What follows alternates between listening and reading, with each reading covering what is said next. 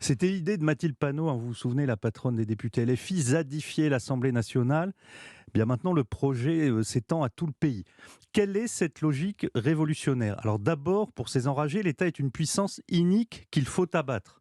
Ensuite, selon eux, la violence symbolique est aussi terrible que la violence réelle. Ça, c'est pratique et ça marche à tous les coups. Si un discours vous déplaît, vous dites qu'il est violent et que cela autorise à tout casser. Et puis vous remarquerez que les insoumis voient de la violence symbolique partout, sauf dans leur cortège. Les appels à la guillotine, les mannequins d'Emmanuel Macron qu'on brûle, tout d'un coup, il n'y a plus de violence symbolique. Enfin, dans la logique mélenchonienne, tout est permis contre la police qui sera toujours le bras armé de la tyrannie.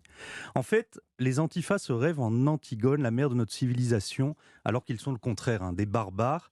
Le chaos les fascine et la démocratie leur est étrangère. Ce sont les mêmes qui veulent privatiser l'espace public en empêchant des conférences intellectuelles ou de politiques. Quand c'était le Front National et plus tard Éric Zemmour, ça n'empêchait pas de dormir les défenseurs des libertés publiques. Mais maintenant qu'ils empêchent l'avenue de Charles III en France, on commence à prendre la mesure du problème. Parce que vous pensiez que cette menace, Vincent, était minorée? C'est une évidence. Cela fait des années que cette mouvance se déploie sans aucune difficulté. La ZAD de Notre-Dame-des-Landes, c'était il y a 10 ans et c'était eux. Nuit debout, il y a 8 ans. Et place de la République, lors de Nuit debout, on entendait des discours ouvertement robespierristes et même staliniens. Depuis les manifs contre la loi travail, ces groupes d'ultra-gauche ont pris l'habitude de semer la terreur à Paris, à Rennes ou à Nantes. Ils prétendent agir au nom du peuple, contre le fascisme ou pour la planète. Et ils bénéficient de l'indulgence des insoumis et des Verts, mais aussi d'une partie de la radio publique et de la magistrature. Ils profitent aussi du conformisme de la gauche people qui, entre New York et le Cap Ferret, cède au romantisme révolutionnaire et excuse leurs actes au nom de l'urgence sociale et écologiste. Ces comédiens, ces chanteurs, on ne les entend pas sur la violence d'ultra-gauche, mais ils font la queue pour dénoncer le 49.3 ou les violences policières.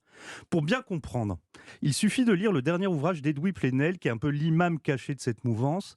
Son livre s'intitule « L'appel à la vigilance » et le patron de Mediapart s'inquiète de la montée de l'extrême droite en France.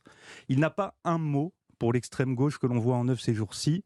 Quand ces casseurs entrent en action, les vigilants ne voient plus rien. Ils sont lynx envers les réacs inoffensifs, mais taupes envers l'ultra-gauche. Alors Gérald Darmanin, ministre de l'Intérieur, pour le coup, lui a précisément dit les choses ce week-end. Enfin, oui, mais que de temps perdu. Il faut rappeler que c'est cette majorité qui a cédé à Notre-Dame-des-Landes. C'est ce président qui a porté un t-shirt dénonçant les violences policières. Angoulême 2020, ça. Exactement. C'est lui aussi qui a repris il y a un an par pur opportunisme électoral les thèmes de Mélenchon et leur a donné un écho inespéré.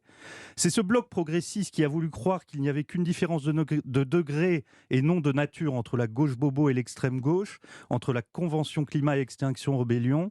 Et on reste quand même sidéré devant tant de naïveté, même si en politique, le plus souvent, la naïveté, c'est la forme supérieure de la lâcheté. L'édito politique sur Europe 1. Merci Vincent Trémollet de Villers.